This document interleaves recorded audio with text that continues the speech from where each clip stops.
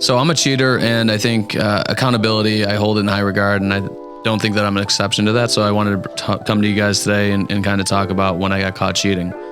So 10th grade biology class, Mr. DeFazio. My friend Matt sat in the classroom. He sat right in the front. And so he's sitting here. There's a fish tank right here. And I sat back here.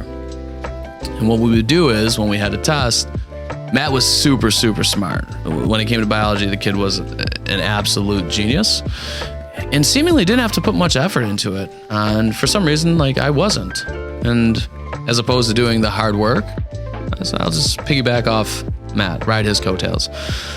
So I talked to Matt the one day. We were friends. I'm like, hey, I can see, like, in this fish tank, the guy never cleaned his fish tank. There was algae all over it. So I could see a reflection, right? So I'm like, hey, multiple choice, right? A, B, C, D. You know the vibes. You know, I started getting 90s. I'm like, let's go. Fire. That went on for 2 or 3 tests. Grades are looking great. Then Mr. DeFazio decided to clean the fish tank. Wah, wah. So we had to reconvene and come up with a new strategy, because at that point in my life, I still didn't want to do the hard work.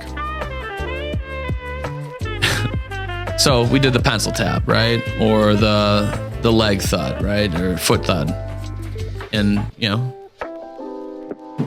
C, B, A, right? 2 tests, score in the 90s, right? I think Matt got 100 on every test, but I'd always miss a few, right? You don't want to look suspicious. Well, one day I'm walking out of class after we did the test review.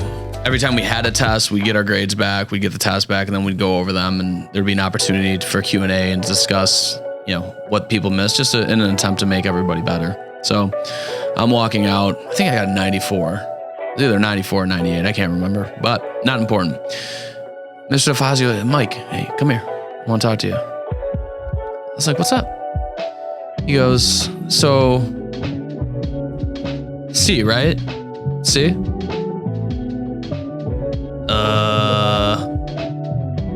I don't know what you're talking about. Yeah, so I got sent to, we had in-school suspension. He's like, it's fine, not a big deal. I'm not suspending you or anything, but I want you to retake that same test. And you could do it under the supervision of, I think it was Mr. Ziegler at the time. I got a 48. So, lesson learned, I stopped cheating. I started more focused on doing the hard work. I think I finished with like a 70 or something like that. But I'll tell you what, one thing that I learned is, you know, definitely don't do the pencil tap on a multiple choice to get the answers from your friend, because you'll get called out on it. I think, but more importantly, when I ended up doing the studying, and even though I finished like mid 70s, it felt better. Like, I felt better as a person, knowing that it was something that I accomplished, as opposed to, you know, having somebody else do the work for me. And I gotta be honest, like, as I've gone through life, I've really embraced that mindset of grind to get what you want. It's not gonna be easy. The harder it is, the better the result's gonna be, most typically. And I went from kind of dreading it at a very young age to really being obsessed with it. So that's my experience. If you got comments, drop them below. If you got some similar story or something that's kind of adjacent to that, would love to hear about it. Yeah, let me know.